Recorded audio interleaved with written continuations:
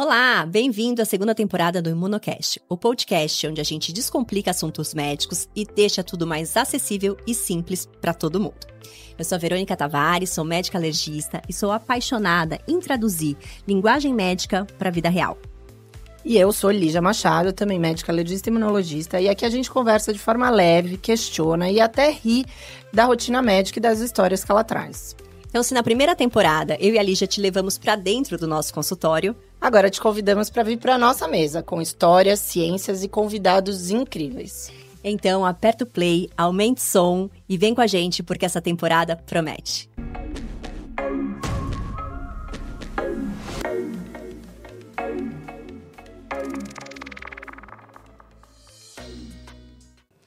Olá, sejam muito bem-vindos a mais um episódio do Imunocast. No episódio de hoje, vamos falar de um tema que costuma gerar muitas dúvidas, angústias e insegurança nos pais. O tema é cirurgia pediátrica. Recebemos hoje o Dr. Elber Nord, cirurgião pediátrico, assistente da Santa Casa de São Paulo e que atua nos hospitais Albert Einstein, São Luís e Sabará. Ele vai esclarecer todas as nossas dúvidas sobre esse assunto. Tudo bem? Bem-vindo. Bem-vindo. Obrigado. Um prazer imenso estar recebê-lo aqui. Prazer é nosso. Então, vamos lá. Vamos começar. É um assunto que eu imagino quantas dúvidas tenham dentro do consultório, né? Quando chega a necessidade de fazer uma cirurgia numa criança. Ninguém quer submeter uma criança a uma cirurgia. A gente começa por aí, né? Nem ter esse pensamento, ainda mais viver isso na prática. Exatamente. Então, assim, o que você acha que, assim... Qual que é a principal dúvida quando os pais chegam para você? Assim? Qual que é o maior medo, na verdade? Eu acho que o maior medo, a maior insegurança que as mães têm é do procedimento cirúrgico em si. Eu acho que independente do que você vá fazer de cirurgia, seja uma cirurgia mais simples, uma cirurgia mais complexa, urgência ou cirurgia eletiva, o assunto cirurgia já assusta a pai, a mãe. Então, assim, só de você pensar, aquilo que a gente falou agora no comecinho, pensar em fazer uma cirurgia numa criança é algo que traz um sentimento complicado para os pais. E ainda mais se for uma criança menorzinha, pequena. Então, isso é muito importante. Você acha que tem essa relação? A idade... Vai ter, assim, a apreensão vai ter em qualquer idade, mas quanto mais novo, maior. E também em qualquer cirurgia, né? Desde seja uma cirurgia simples até uma cirurgia mais complexa, eu acho que a ansiedade e o medo talvez sejam... Não mesmo, mas existe, né? Existe. Você falar que uma criança de 4, 5 anos precisa fazer uma cirurgia de fimose, os pais vão ficar assustados. Às vezes tentam postergar o máximo possível. E, obviamente, também existe aquela criança pequenininha. A criança tem nem um mês de vida e tem que operar de hérnia inguinal. Então, isso também assusta muito. Imagina, nossa, mas um bebê vai ter que ser operado? Então, essa questão psicológica tem que ser muito bem trabalhada no consultório também. Aproveitando que você falou da postectomia, né? Para quem não sabe, é a cirurgia de fimose. Sim. Muitos pais e até amigos, enfim, perguntam qual que é o melhor momento.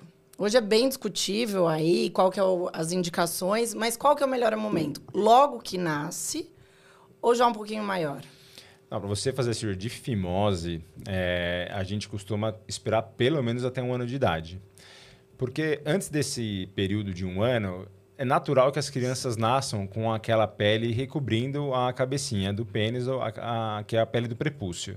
Isso é normal. 90 e tantos % dos meninos nascem com essa pele coberta e fechada. Isso é uma coisa que existe e você não vai conseguir diferenciar naquele exato momento ainda, no primeiro ano de vida, se isso vai ser uma fimose ou só o acolamento, que é aquela pele grudadinha. Isso, conforme a criança vai desenvolvendo, fazendo a higiene durante esse primeiro ano de vida, você começa a conseguir a diferenciação. Se você tem aquele anel fimótico ou se ele tem só a pelinha grudada. A pelinha grudada, se a criança não tem nenhum tipo de complicação nesse primeiro ano de idade, o tratamento não é fazer nada, é esperar. A tendência com o tempo é que isso abra. Agora, a fimose, a partir de 1 ano, se já tem o diagnóstico, ele já pode ter indicação cirúrgica. E é melhor operar, porque eu vejo muitos pais, às vezes, protelando isso, porque é muito pequeno. Sim. E o operar, para essa cirurgia, é melhor com 1 ano ou, por exemplo, com 4, 5 anos? É melhor mais novo. Cirurgia da fimose, quanto mais novo, melhor. É uma cirurgia chata o pós-operatório. A gente falar que é um pós-operatório tranquilo, que não tem dor, que a criança vai se recuperar, vai sair do hospital super tranquila. Não. A maioria das crianças ficam com incômodo, principalmente nas primeiras 48 horas.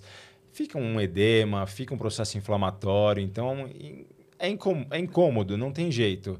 Então, a gente sabe que é uma cirurgia chata. Quando a criança é mais novinha, você consegue lidar com isso com mais facilidade. Mais você cuidado, precisa fazer né? higiene, você precisa passar uma pomada. Muitas vezes você precisa ter aquele jogo de cintura. E assim, quanto mais nova for a criança, mais fácil é de lidar. Manipulação. Uma criança maior tem mais força, é mais difícil, não aceita. Então, quanto mais velho, mais difícil é. E a relação com a fralda, né? Não ser desfraldado, isso não é, então, não uma contraindicação, seria uma contraindicação, claro, mas assim, isso não é ruim, ele ainda usar fralda, a criança. Não tem, a gente não tem nenhum relato de aumento do índice de infecção por conta da criança ainda estar usando fralda. A única coisa que eu peço particularmente é só aumentar um pouco o número da troca da fralda. Então, assim, no máximo, a fralda, quando estiver no segundo xixi, por exemplo, da criança, já trocar. Porque fica fechada, fica mais abafado com a fralda. Então, a gente sabe que a higiene é importante. É uma ferida Exato. operatória, né? Então, eu peço só para aumentar a frequência da troca da fralda, mas não a presença da fralda em si. Não tem nenhum índice maior de infecção, não. E é uma cirurgia relativamente rápida, né? Sim. Assim, como é que é o procedimento, enfim, é simples. O procedimento não é um procedimento complexo. É uma cirurgia que a gente consegue operar normalmente na parte da manhã. A criança vai embora no mesmo dia do hospital. Então, é uma cirurgia relativamente rápida. Eu brinco quando alguém me pergunta, assim, as mães perguntam, eu falo, gente, é o arroz e feijão do cirurgião. Assim, ele faz isso todo dia, praticamente. É o nosso carro-chefe de cirurgia, é a postectomia. Né? De olho fechado, consegue fazer. Aproveitando sobre o arroz e feijão, quais outras são as cirurgias que vocês fazem muito frequentemente? As cirurgias eletivas mais frequentes que a gente faz... As eletivas, primeiro. A fimose, hérnia umbilical, hérnia inguinal e criptorquidia, que é o testículo quando nasce fora do lugar. Essas são as mais comuns. E a criptorquidia? Quanto tempo a gente... criptorquidia, para quem não sabe, é quando o testículo no bebê, ele ali na embriogênese, ainda no feto, ele vai descendo para a bolsa escrotal, né? E alguns bebês isso não acontece. Quando ele tá no canal, a gente espera ou já indica a cirurgia? Em qual momento? O que a gente diferencia aquele paciente? Para o pediatra no consultório, vai esperar, porque a gente tem o testículo retrátil. Quanto tempo a gente espera? Qual momento? O testículo retrátil é aquele que desce fácil na bolsa, mas a hora que a criança se mexe ou por qualquer reflexo ele sobe um pouquinho, normalmente não precisa fazer nenhum procedimento cirúrgico. Ele é um testículo que, com o tempo, conforme a criança for crescendo, o testículo for se desenvolvendo, ele ganha peso, ele desce e fica bem posicionado no saquinho. A criança que nasce realmente com o testículo fora do lugar, aquele testículo ectópico, o criptorquídeo verdadeiro, a tendência atual é que a gente opere entre 6 meses e 1 ano de idade. A gente sabe que o desenvolvimento do testículo ele precisa ser na temperatura adequada. E a temperatura ali no saquinho é de 1 a 2 graus mais baixa. Então, a gente consegue esperar esse período, porque às vezes o testículo acaba descendo sozinho até 6 meses de idade. Então, a gente espera para ver se ele vai ter alguma melhora. Mas se não houver a descida do testículo nesse período, entre 6 meses e 1 ano, já é o período para você começar a programar a cirurgia. E você falou também da hérnia umbilical, porque a hérnia umbilical é aquela coisa que assusta, mas ela é mais assustadora, assim, visualmente falando, do que uma necessidade cirúrgica. Eu descobri que eu tinha uma hérnia umbilical quando eu fiquei grávida, que aí, de repente, meu umbigo saltou. Uma coisa horrorosa. É uma coisa horrorosa. Meu vestido com aquele negócio assim. E eu falei, gente, por que não operaram quando eu era criança esse negócio? Mas, enfim, né? Quando que precisa operar uma hérnia umbilical? Bom, se tiver o diagnóstico de hérnia umbilical, você tem que pensar em cirurgia. Só que a hérnia umbilical ela tem uma particularidade diferente das outras. Você pode esperar pelo menos até 2 anos de idade para pensar em cirurgia. Por quê? Porque a tendência da hérnia umbilical ela é fechar sozinha. A moeda ajuda? Não. Nossa, não. Nem moeda, nem enfaixamento. Nada disso. Nem a Nada disso benzedeira. muda. Não, eu sabia só mais da faixa e da moeda. Por que se fala isso? Porque se colocava isso antigamente e a maioria das hérnias acabavam fechando. E aí falava assim, tá vendo? Usou a moeda. Mas na verdade não é a moeda, não é o enfaixar, não é isso. É o desenvolvimento da musculatura. A criança nasce, aquele músculo abdominal é super flácido. E aí fica aquela hérnia. E às vezes chama muita atenção, porque tem criança que tem uma hérnia grande.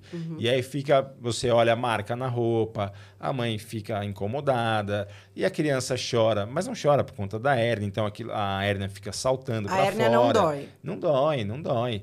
E aí o que acontece é que fica todo mundo incomodado, a família inteira fica incomodada. Mas a gente sabe que a tendência, se não fechar sozinha, ela pode diminuir de tamanho.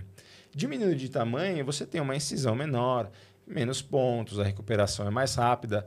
Além do que, a anestesia numa criança de 2 meses, uma criança de 2 anos, é completamente diferente, todos os riscos. Antes de passar para o tema anestesia, além da parte estética, tem algum risco a hérnia umbilical? Tem. Toda hérnia tem um risco de complicação. O risco de complicação da hérnia é o encarceramento. Ou seja, aquilo que fica saindo pelo buraquinho, um dia ficar preso e não retornar. Aí a criança vai começar a distender a barriga, vomitar, parar de fazer cocô.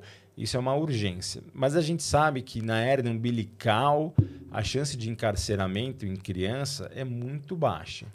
Hérnia umbilical acho que eu nunca vi. Eu, particularmente, nunca vi hérnia umbilical encarcerada. Eu sei, existe, acontece, mas é muito raro. Pensando nessa condição de ser rara a complicação e que às vezes a hérnia pode fechar sozinha e que você tem a condição de operar uma criança maior, num melhor momento, são coisas que a gente tem que levar em consideração. Então, por isso que a gente sempre aguarda. Mas isso é uma conduta específica da hérnia umbilical. Então, a gente pode esperar, porque a chance de complicação ela é pequena. Ela existe, mas ela é pequena. Diferença da inguinal. Isso, né? Diferente da inguinal. Tá, a hérnia inguinal já precisa operar, né? Essa tem que ser operada. Pode ser eletivo ou às vezes vai na urgência? Pode ser eletivo. Na maioria das vezes, eletivo também. O problema da hérnia inguinal é que ela tem uma grande chance de complicação. Sim. E quanto mais nova a criança, maior a chance de complicação. Então, na verdade, inguinal eu já vi algumas. Na minha época de pronto-socorro. Então, não dá para ficar esperando, né? Identificou que tem uma hérnia inguinal, o ideal é que o pediatra já encaminhe para o cirurgião e quanto antes. Hérnia inguinal, o tratamento é cirúrgico, independente da idade. A criança pode ter uma semana de vida. Se tiver uma inguinal, ela não fecha. Se tiver hérnia inguinal, não. A tendência da hérnia inguinal é só complicar. Ela não vai fechar e ela tem uma grande chance de complicação. Então, por isso que o tratamento é cirúrgico, sempre, independente da idade. E quais são as complicações de uma hérnia, né? O que o encarceramento leva, né? O que acontece? O quadro clínico normalmente vai ser o mesmo. Você vai ter um abaulamento mais fixo, mais duro ali na região. É bem perceptível quando uma hérnia fica saltada ali na região inguinal. A mãe percebe a hora que vai trocar uma fralda, por exemplo. Região inguinal, para quem não sabe, é a virilha. Ali perto da virilhinha mesmo da criança. E aí a criança vai começar a distender a barriga, ela pode vomitar, vai parar de fazer cocô, vai parar de soltar pum. Então, assim, são condições de obstrução. E aí, se você for até o pronto-socorro, essa hérnia, se ela estiver só encarcerada, mas não tiver nenhum sofrimento, o médico, o pediatra, o cirurgião pode reduzir essa hérnia, observa a criança, ela fica bem e você opera ela de forma letiva. Mas se essa hérnia estiver estrangulada, que aí nesse caso para de chegar oxigênio para as células que estão ali na região, no menino pode ser o intestino, na menina pode ser o ovário, aí você tem que fazer uma cirurgia de emergência. E aí você vai arcar com as consequências desse estrangulamento. A menina pode acabar perdendo um dos ovários, ou então você tem que ressecar um segmento do intestino, tudo por conta de uma hérnia inguinal, que às vezes você fala, olha, eu fui esperar porque a criança era muito pequena, eu fiquei com medo, eu fiquei com receio, isso pode acontecer.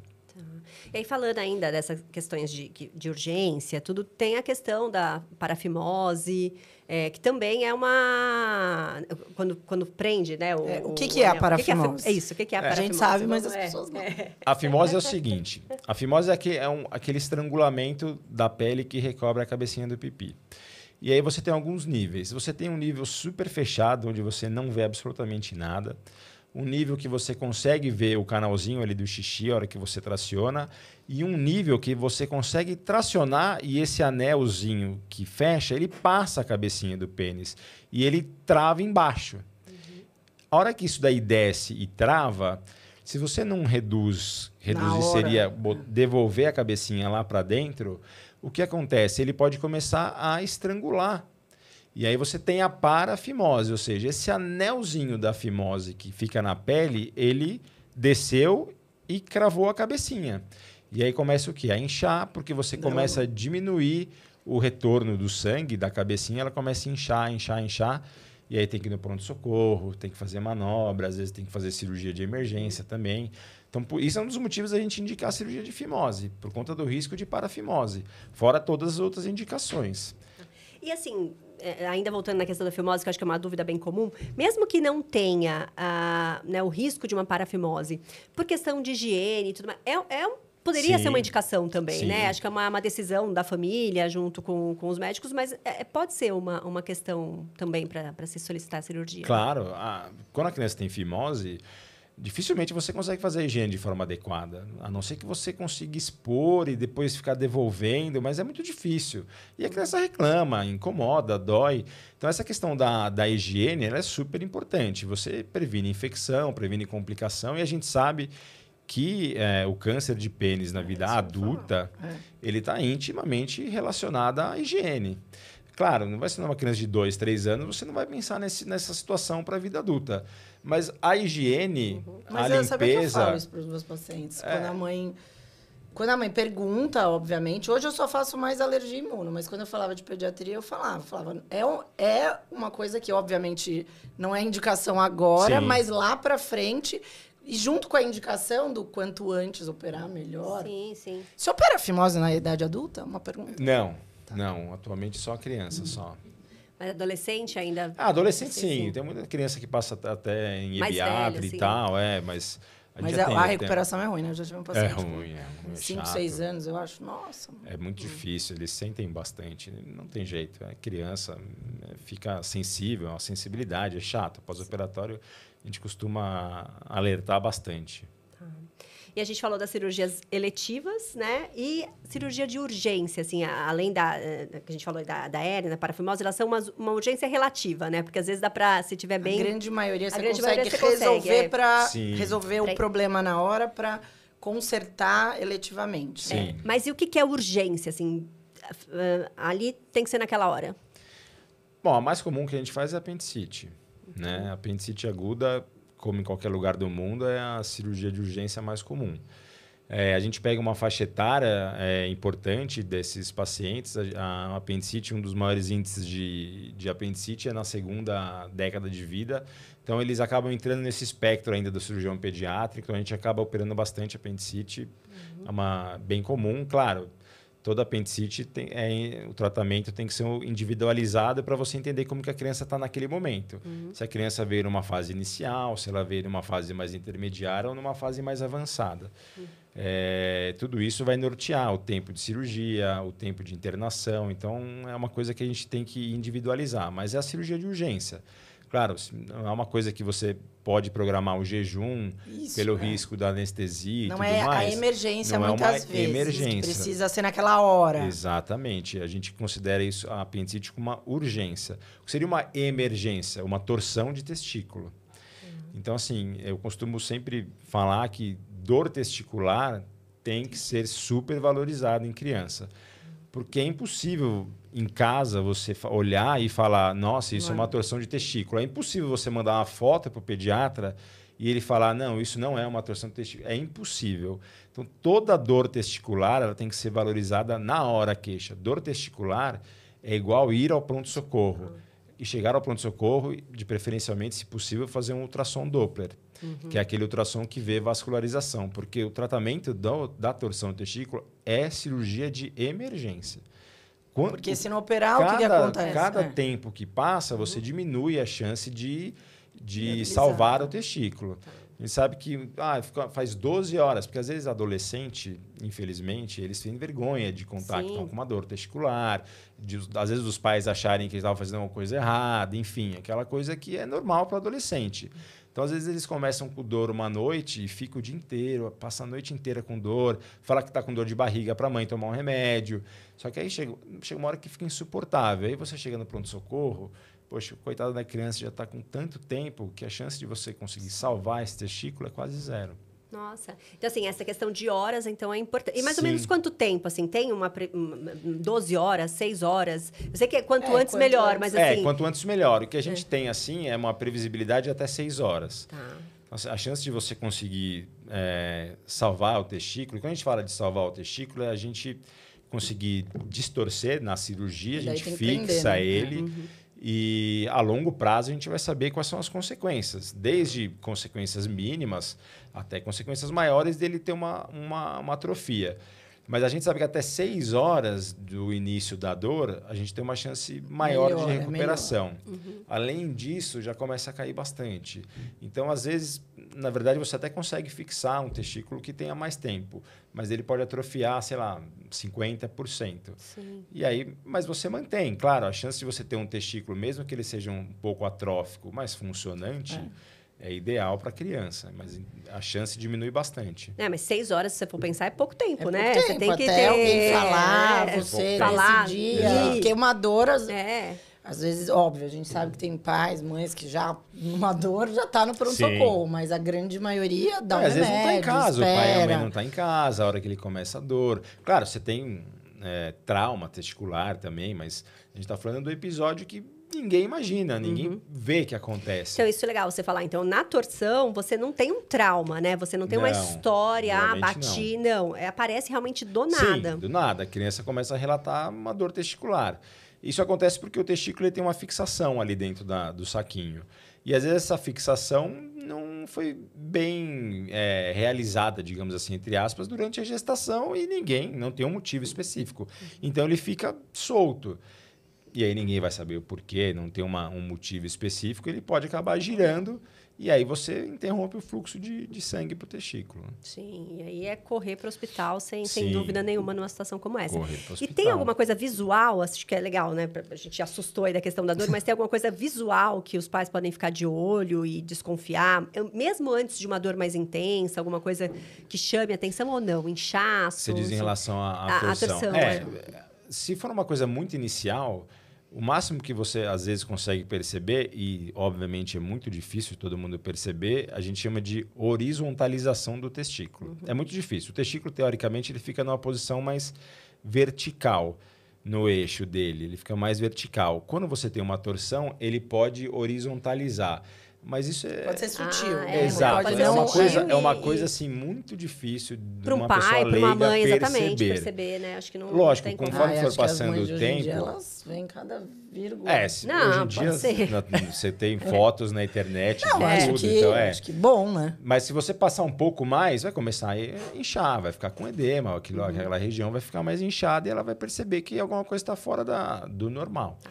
E no trauma de testículo, o quanto a mãe, o pai precisam ficar preocupados com essa situação, né? Bastante, o quanto precisa ir. Bastante. O trauma testicular, lógico, um trauma leve, que teve aquela dor inicial, mas depois passou a dor. Aquela dor do trauma imediato, aquela do chute no saco. Aquela aguda na hora, uma bolada assim... A criança ficou em repouso e tal, mas passou, teoricamente, fica só de observação, ver como que a criança vai evoluir. Agora, aquela dor que não passa, que não melhora, aí você tem que ficar mais atento. Também seria uma urgência, dar uma olhada para ver se pode ser realmente, porque aí você tem que olhar o que pode estar acontecendo. E aí, nesses casos, é o quê? Pronto-socorro, para poder conseguir fazer um ultrassom Doppler. Ou seja, a dor testicular tem que ser valorizada. Sempre, né? Sempre. E a gente também sabe que, assim, muitas vezes não dói, mas existem tumores de testículo em criança. Então, às vezes, a mãe a mãe vai dar um banho e percebe que um testículo está maior do que o outro. Pouquíssima diferença é normal. Existe um testículo maior do que o outro na criança naturalmente, mas você perceber que aquele testículo está ficando maior do que o comum, que a criança está começando a perceber, olha, está diferente, o tamanho desse está maior. Se a criança deixar palpar, às vezes, uma consistência um pouco mais endurecida, tem que ficar atento que isso pode ser um tumor no testículo. E essa questão de tamanho, o que é muito comum é a hidrocele, né? Que quando isso tem líquido e não é o testículo. Isso é benigno, né? Sim, a hidrocele é benigna. A hidrocele é uma condição benigna. Ela pode ser desde aquela hidrocele que acontece no nascimento, a criança que nasce com uma aguinha no saco. Que daí pode ter um mais do que o outro. Exato, às vezes pode ser só de um lado, às vezes são dos dois, que a tendência é a gente também esperar um certo tempo, porque pode haver a reabsorção. Isso natural, sem procedimento cirúrgico. Exatamente, né? sem precisar de cirurgia. Normalmente você consegue observar até uns 6 meses. Quando que você indica a cirurgia antes disso?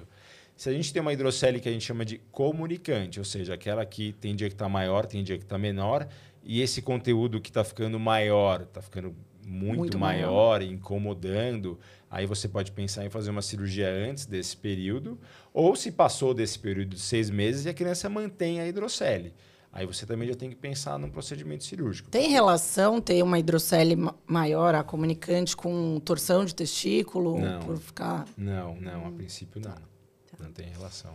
E E já falando de cirurgia, que eu tinha falado, vamos deixar a parte da anestesia. A dúvida de 10 entre 10 mães, a apreensão É o de medo. todos. Essa é a- Na verdade, eu É acho a que não é hora só que- de mãe, né? Porque eu tenho a minha avó, também. a minha avó, ela tinha pavor desde sempre, desde que eu conheço ela falando, que eu lembro ela falando, o pavor dela de cirurgia sempre foi anestesia.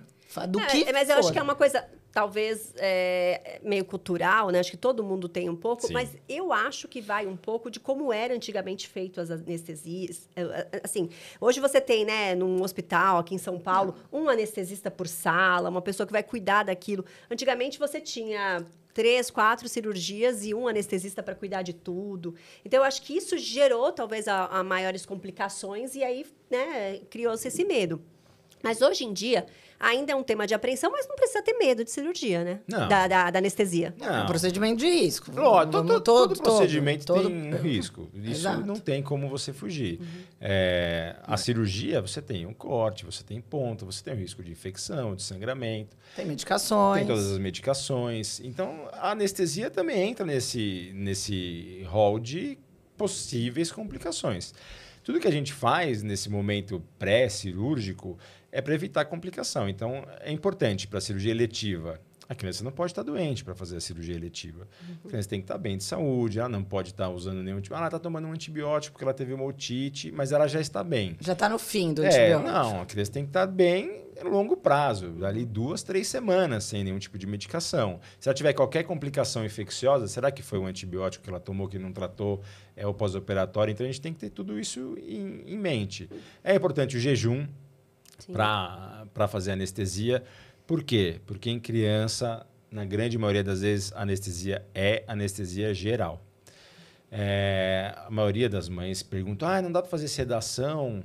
Não dá para fazer uma sedação. Eu costumo brincar assim, você vai fazer uma cirurgia no seu filho. Ele tem que estar bem, ele tem que estar consciente do que ele vai fazer, sempre que for possível, e entender. Lógico, numa criança pequena, é muito difícil fazer ela entender, compreender ou aceitar. Por quê? Porque no pós-operatório, ela vai ter dor, ela vai ter tudo isso. Só que o que a gente faz durante o procedimento cirúrgico, isso conta também. Então, a anestesia num ambiente adequado para a criança, com um profissional que esteja acostumado a anestesiar a criança, ele sabe fazer uma anestesia local, sabe fazer esse bloqueio regional. Isso traz um conforto durante a anestesia, no pós-operatório. Todas as medicações que foram utilizadas, o que ela pode utilizar. A criança tem alergia a alguma medicação? A criança é alérgica à dipirona. Poxa, então você não pode fazer uma novalgina injetável na criança no intraoperatório, não pode. Então, são todas as questões que a gente tem que levar em consideração, porque tem o risco. Isso a gente não tem como negar. Mas a anestesia geral é muito mais segura para a criança. Você deixar a criança acordada e fazer uma hack, imagina a criança de 4 anos acordada, consciente, Impossível. Sem cirúrgico, né? Vendo tudo acontecer. É inviável. E a anestesia geral não necessariamente ela precisa estar entubada, com tubo dentro da traqueia. Não necessariamente. Na grande maioria das vezes, a anestesia em criança ela começa com uma inalação. As crianças inalam um gás. O famoso cheirinho. É o cheirinho. Elas inalam um gás, se chama sevoflurane. Elas inalam esse gás e ela acaba dormindo com esse gás. Depois que ela dorme com essa medicação, aí você pega uma veia, faz as medicações e tudo mais. E aí, normalmente, o anestesista tem algumas maneiras de manter essa criança com a ventilação assistida. Ela pode ser uma máscara no rosto, que é um método menos invasivo, mas isso só pode ser utilizado em cirurgias mais rápidas, mais curtas. Existe um outro que é a máscara laríngea, que ela fica aqui, né, no finalzinho aqui da garganta, mas ela não entra lá na traqueia. Que também dá para ser utilizado em cirurgias um pouquinho mais prolongadas. E o tubinho, que é o famoso tubo, que é uma forma também de se manter a respiração. É uma forma um pouco mais invasiva, cirurgias maiores, cirurgias de urgência. Normalmente essa é a tática que é utilizada, que é a solicitada, mas todas essas podem ser feitas. Isso é uma decisão do anestesista. O que a criança ficar melhor, o que ele se sentir mais seguro, normalmente é o que ele escolhe. E tem uma relação com o tempo da cirurgia, né? Porque tudo tem a ver com segurança. Então, por exemplo, vai entubar numa cirurgia maior, porque é mais seguro para ela estar entubada naquele momento, Sim, né? Acho que esse é o ponto. Sem dúvida nenhuma, exatamente. O que for mais seguro para a criança é o que o anestesista vai decidir. Sempre. O importante é a segurança da criança. Então, o tipo de anestesia que você vai fazer, o tipo de anestesia local que você vai utilizar, depender da cirurgia, e o tipo de suporte ventilatório, é tudo que for o mais seguro para a criança. Isso. E tem doses adequadas, né? Porque às vezes tem aquele medo, porque a criança vai ficar dormindo e tem medo de não acordar, tem muita coisa. Então, assim, a dose, ela é calculada para a criança, para que ela permaneça ali pelo peso, exatamente, né? E não é dose... Exato, é pelo peso, não é dose de adulto, é uma dose para aquela criança, né? Então, tudo estudado, né? Não tem um risco nesse sentido. Criança não é um adulto pequeno, né? A gente sabe que a criança tem fisiologia diferente, resposta a medicamentos de forma diferente. Então, tudo é calculado baseado na idade, no peso, muitas vezes na superfície corpórea da criança. Então, tudo isso tem que ser muito calculado. Não existe, é uma criança vai fazer meia ampola, meia dose. Não existe. Tudo é calculado através do peso. Então, você tem que levar isso muito em consideração para fazer qualquer tipo de medicação, inclusive na anestesia. E o cheirinho, o gás, né? Que todo mundo pergunta, não pode fazer só o gás. Ele tem cirurgia que consegue fazer só com ele? Não. Tem. As cirurgias mais rápidas, normalmente, utiliza só o gás. Claro, a gente sempre pega uma veia. A veia é uma segurança. Uma segurança, exato. Tem alguma intercorrência, você precisa ter um acesso. A criança, quando ela faz uma anestesia geral... às vezes uma criança que é asmática, por exemplo, a hora que você termina a anestesia, ela pode fazer um broncoespasmo, por exemplo. E aí, se você não tiver um acesso, você não consegue fazer a medicação da forma correta, adequada, rápida. Então, a veia sempre é um mecanismo de segurança. Não necessariamente você precisa fazer medicações que vai manter a criança dormindo por horas. Porque se for fazer uma cirurgia que demora 40 minutos, normalmente você faz uma sedação para a criança dormir naquele momento na veia, um remédio para dor, e ela fica com esse gás ligado e ela vai respirando. E os pais geralmente ficam até o momento que ela dorme, né? Sim, os pais podem entrar no centro cirúrgico, na maioria dos hospitais, eles acompanham a criança até o momento que ela dorme. A partir do momento que ela dormir, aí não tem jeito, até por uma questão de regra de... Segurança. Segurança, higiene, tudo, né? Mas eles saem, e a hora que a criança termina a cirurgia, eles vão encontrar a criança na recuperação anestésica. Isso é praxe. É comum fazer mais de uma cirurgia? Por exemplo, uma hérnia inguinal e uma hérnia umbilical? Super. É a melhor opção. E juntar mais de dois profissionais, por exemplo, fazer um otorrino, um adenoide, e você também é comum. E funciona muito bem. Comum. Funciona bem. E eles gostam quando a gente faz postectomia, porque a postectomia normalmente dói mais do que a adenoide. Então, eles falam, não, tudo bem, vamos fazer. Nossa, que bom, porque a criança vai reclamar. Nossa, uma ideia mais pra gente. Pô, fico com dó. Mas aí você faz só uma anestesia geral. Não, tudo bem. E assim, é de uma vez, entendeu? Você já aguenta a criança ali, faz dá os medicamentos que ela vai tomar vão ser os mesmos. Ela vai tomar um anti-inflamatório, ela vai tomar um analgésico, talvez ela possa tomar um antibiótico. Não, mas dói em cima e dói embaixo. Nossa, ficaria com dó, confesso. E olha, eu não sou uma pessoa que tenha muita dó. Mas a criança se recupera muito rápido. Eu achei que recupera, tem uma recuperação que dá de 10 em adultos. Você for olhar, assim, em tudo. Em tudo. Quadro grave, quadro leve, tudo. É impressionante. É engraçado quando a mãe levava no pronto-socorro, né? Quando a criança tá lá quicando e ela não tá bem. Mas, ó, você falou da questão de levar, dos pais irem até o centro cirúrgico. Eu vi que hoje em dia, a maioria dos hospitais, pelo menos os hospitais particulares, e acho que alguns hospitais públicos também, faz eu ia falar um mise-en-scène ali, um momento pré-cirurgia, de levar no carrinho. Lúdico isso, sim, né? Uma preparação. E o quanto isso é importante? Eu acho que faz muita diferença. Eu acho que faz muita diferença na segurança da criança. Por ela já estar num ambiente totalmente fora do comum para ela, isso já pode trazer uma insegurança normal para a criança pequena, que ainda não entende o que esteja acontecendo. Ela chegar num ambiente que você chega num quarto e você ganha uma bexiga, você ganha um brinquedinho para você pintar, um papel para você pintar, um giz de cera.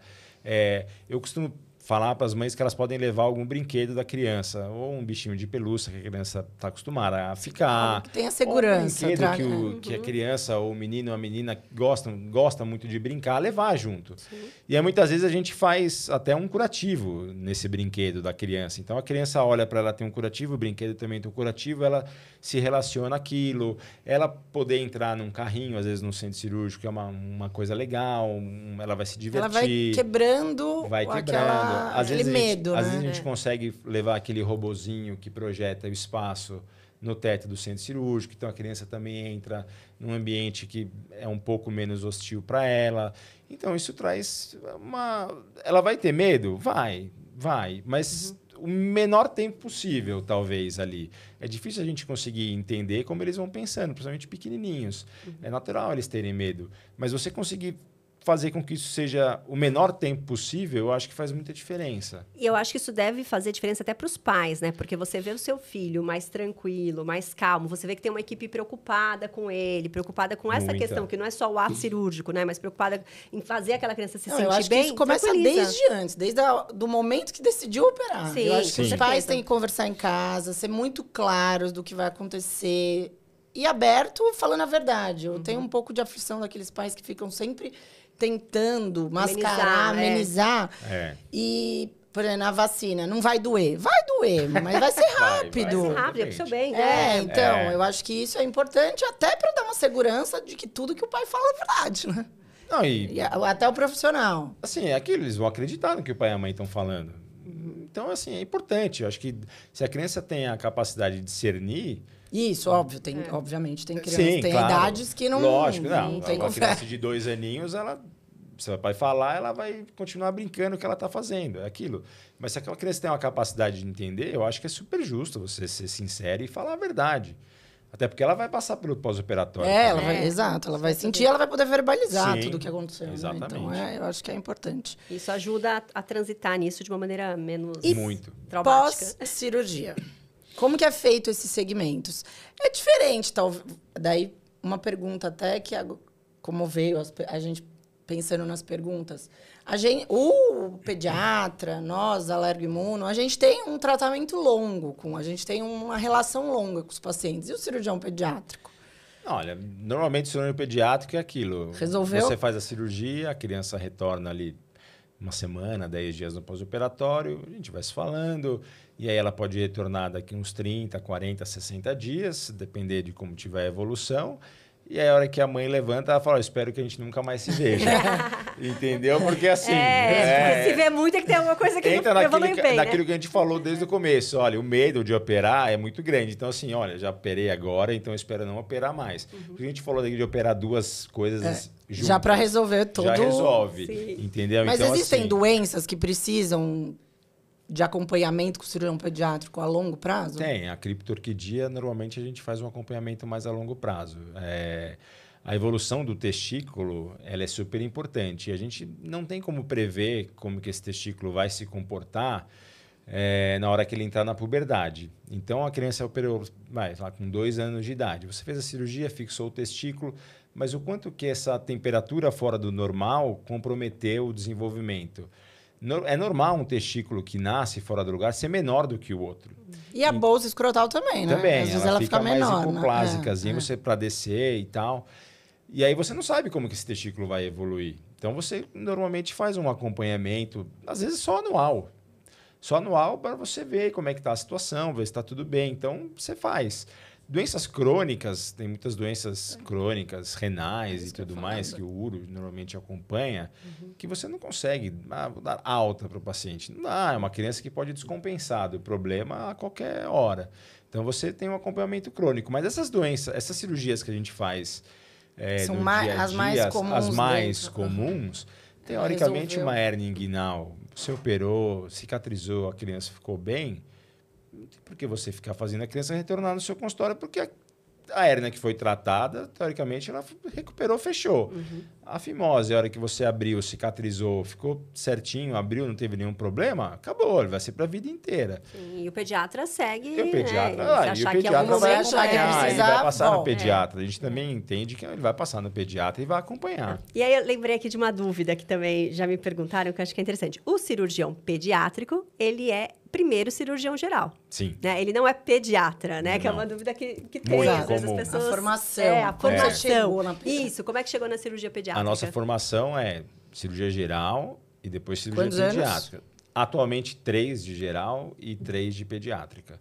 Outra faculdade. Outra né? faculdade. Faz 6 anos de faculdade de medicina, depois tem mais 6 anos de residência para se tornar cirurgião pediátrico. Eu, quando entrei na faculdade, por exemplo, eu achava que queria fazer cardiologia. Porque minha mãe ia no cardiologista, eu via aqueles corações em cima da mesa, achava aquilo o máximo. Meu pai é cardiologista. Falava, nossa, isso aqui é muito legal, eu quero isso para minha vida. Aí eu entrei na faculdade, comecei a acompanhar grupo de cirurgia, por acaso. E assim, foi uma paixão à primeira vista. Nossa, a única coisa que eu sabia que eu não queria era cirurgia. Nossa. Eu sabia porque eu desmaiava nas cirurgias. Eu dava muito Ela desmaia trabalho. em tudo. Sabe que ela desmaiou no altar. Ela Mas desmaiou na hora de eu tinha um casar. professor de cirurgia pediátrica que ele não podia me ver. Ele pedia para eu não entrar. Não Falei, ela entre. vai dar muito Ah. trabalho. Desmaiou comigo, amiga. Ainda bem, ainda bem. Eu ando bem melhor. Nossa, imagina no altar, Daniel, coitado, que presenciou, desmaiou no altar. Então ela desmaia bem. Ela desmaia bem. Imagina vendo sangue. Assim, Então, aí já não o meu era era minha praia. Primeiro, eu não tenho habilidade manual, não tenho paciência, enfim. Eu nunca gostei de cirurgia. Eu adorei, sou muito suspeito para falar. Então, sei lá, desde o 3º, 4º ano da faculdade, acho que eu já pensava muito nisso. Mas a gente tem baixíssimo contato com cirurgia pediátrica na faculdade. Muito pouco. É muito pouco. É um capítulo que você tem, muitas vezes, dentro da pediatria. Te falar que eu nem lembro. Eu já Então, sabia, assim, eu sempre quis pediatria, então não lembro da cirurgia muito pediátrica. você perguntar para qualquer aluno de medicina, o que você lembra de cirurgia pediátrica na faculdade? É muito pouco. É muito pouco. Então, assim, eu entrei na cirurgia geral e eu penso, pô, será que eu quero fazer? Será que eu quero fazer plástica? Será que eu quero fazer uro? Aí você fica nessa dúvida, né? Poxa, vou passar. Aí eu passei na cirurgia plástica, não me encantei, não foi algo que me despertou. E eu passei na cirurgia pediátrica, eu lembro, era mês de dezembro. Então, é um mês que não tem muita cirurgia, assim, a partir da segunda quinzena. Mas a gente teve vários casos, assim, de urgência, várias coisas que a gente acompanhou. E eu falei, cara, isso aqui é muito legal. As crianças estão operadas, elas estão aqui brincando, Não, pulando. elas são maravilhosas. E elas, sabe, super bem, passando no ambulatório, aquela criançada feliz, brincadeira. Eu falei, isso aqui é muito legal. Olha não, que trabalhar com gostoso isso criança daqui. é muito Criança é legal. E nível de complicações pós-cirúrgicas também são menores, né? São Acredito, né? menores, Então, são Tem menos menores, comorbidade. Tem menos comorbidade. Então, foi uma coisa muito... Eu falei, as crianças recuperam muito bem, muito legal. E, claro, aí foi aquela indecisão do que fazer. Mas, poxa, aí quando você parar a pensar, fala... O ambiente da cirurgia pediátrica, pelo menos na Santa Casa, que eu fiz residência, assim, eu achei muito legal. Claro, a cirurgia geral, a cirurgia tem várias coisas, várias especialidades, mas a cirurgia pediátrica, além de tudo, a gente opera muita coisa. A cirurgia adulta, digamos assim, ele tem o cirurgião de tórax, ele tem o cirurgião urológico, ele tem o cirurgião vascular. O cirurgião pediátrico é quase tudo isso. A gente opera a grande maioria dos problemas. Claro, a gente não parte a parte de neurologia, a parte de cardiologia, não somos nós. Tem o cirurgião cardíaco, o neurocirurgião. Mas a gente faz muita coisa. Então, isso também chama muita atenção, porque eu gostava de muita coisa. E a cirurgia pediátrica eu me encontrei nessa hora, assim. Falei, poxa, adorei, é o que eu vou fazer. Eu sou muito feliz, sabe? Sinceramente, acho que... É difícil olhar e falar, será que eu escolheria outra coisa? Acho que não. Acho que não escolheria, não. Isso é bom. Isso é muito bom, é muito Isso bom. é muito bom. Eu acho que é uma boa especialidade mesmo, assim. Você tem tudo assim, as Trabalhar coisas boas com do bom criança mundo, é muito né? gostoso. Você tem criança, você tem o centro cirúrgico para quem gosta, você está no consultório, você está dentro de um hospital, né? Você transita ali em muitos locais, então isso é gostoso também, você contato com várias pessoas, com outros especialistas. Exato, a gente convive com o pediatra e com cirurgiões, então, a gente convive com várias especialidades, né? E é o dia a dia, né? É o dia a dia, a gente conviver com a pediatria, é natural, é uma relação de necessidade, a gente precisa do pediatra no dia a dia, não tem como. O pediatra é quem faz, normalmente, na grande maioria das vezes, o primeiro diagnóstico. Né? Então, a gente precisa dessa interface com o pediatra. E os colegas que a gente vê no centro cirúrgico, os outros cirurgiões, a gente conversa de vários assuntos, mas a cirurgia pediátrica é diferente. E aí, nessa sua jornada, assim, da medicina, o que te marcou? Tem algum momento aí que seja importante para você, que foi um divisor de águas? Eu acho que o principal momento, assim, para mim, na cirurgia pediátrica, acho que foi até o primeiro dia que eu entrei. O primeiro dia de residência na cirurgia, como cirurgião pediátrico, no primeiro dia, não na cirurgia geral. Eu já tinha gostado e queria fazer isso. Na residência ou na vida? Na residência da cirurgia pediátrica. Meu primeiro dia de R3, na época a gente entrava no R3. Minha esposa estava grávida na época. E aí, o primeiro dia, a hora que eu estava na residência, assim, na parte da manhã, ligaram da neonatologia, olha, vai nascer uma gastrosquise. Aquelas coisas que ninguém sabe o que vai acontecer e vai nascer uma gastrosquise. O que é gastrosquise? A gastrosquise é uma abertura lateral na parede abdominal, onde as alças nascem para fora, as alças do intestino. Pode ser só o intestino, é uma malformação que existe um defeito na parede, tem um buraco. Literalmente barriga, assim, né? Na barriga, e aí a criança tem as alças expostas, às vezes o fígado, o estômago, enfim. E a hora que chegou naquela hora que a criança nasceu assim, eu dei uma travada. Porque eu pensei na minha esposa, estava grávida, graças a Deus, a bebê não tinha nada, estava indo super bem, mas pensa. É algo que você olha e fala, meu Deus do céu. Você fala, não tinha pensado nisso. Eu não tinha pensado nessa situação, sabe? Falei assim, se fosse meu. Você dá uma baqueada ali naquela hora. Depois tudo seguiu, operamos, a criança ficou bem e tal. Mas isso foi é algo assim, inesquecível. Se perguntar de outros dias da residência, talvez, com certeza não vou lembrar. Mas desse primeiro dia, disso ter acontecido, me marcou muito. Mas eu acho legal essas coisas que acontecem, porque assim, o pessoal olha muito pro médico e acha ele o médico, né? Esquece que a gente tem, às vezes, essas coisas de relacionar com a vida, com o filho, com o pai, com a dor, né? Isso torna, na verdade, eu acho a gente um médico melhor. Sim. Porque, né, torna você não ser só técnico. Você se coloca no lugar da pessoa. Isso, porque não basta ser técnico, né? Você tem que entender o contexto todo. Então, eu acho que isso é importante. Quem não tem esses insights... Né? Sinceramente. Espero que seja, né? Eu acho que é impossível. Pode ser o médico mais duro, mais frio, não ter em algum momento na história da carreira que você não se colocou no lugar ou se visualizou por algum motivo no lugar de um paciente. Talvez devesse até se colocar mais, né? Acho que às vezes falta as pessoas se colocarem mais no lugar, talvez. Não só do paciente, mas na situação. Acho que isso pra vida, e pra vida, com certeza. Eu falo isso pro meu marido, eu falo, se você tiver dúvida, pensa se você gostaria que eu fizesse. Mas pensa na outra pessoa. Falo pro meu marido que eu não tenho filho, tá? Então eu falo pro meu marido. Mas, nossa, foi ótimo o papo. Foi ótimo. Foi muito, muito bom foi mesmo. Ótimo mesmo, foi maravilhoso. Foi esclarecedor, aprendemos muitas coisas, a gente acha, né? Como a gente acaba fazendo, né? Eu acho que quando você tá na pediatria, quando você tá no pronto-socorro, é inevitável você ter contato com os cirurgiões pediátricos, que às vezes a gente também quer dar uma matadinha nele quando você tá no PS. Quando você tá no PS, né? Mas quando a gente acaba indo para alergia imune, a gente acaba tendo menos contato, né? Mas a gente relembrou muita coisa. Muito interessante. Porque tudo isso passa, né? Não tem jeito. O contato existe. O dia a dia do pediatra e do cirurgião se cruzam. Não tem como. É impossível, né? Um cirurgião não ter uma rede de contatos de pediatra. Não. E assim, desde do pediatra que só faz o consultório até o pediatra que vai ao pronto-socorro. Não tem jeito. É importante ter isso. Mas foi muito bom. Espero que você volte aqui outras vezes. Foi um prazer, foi com certeza. Muito legal. Foi ótimo. E é isso. Vocês, por favor, compartilhem, curtam, divulguem. Se tiver dúvidas, pode ir. Qual que é o seu Instagram? @cirurgiainfantil. Olha, vou deixar aqui, ó. Vou deixar mais fácil impossível. Ele foi rápido. Então, é isso. Até o próximo. Até o próximo, pessoal.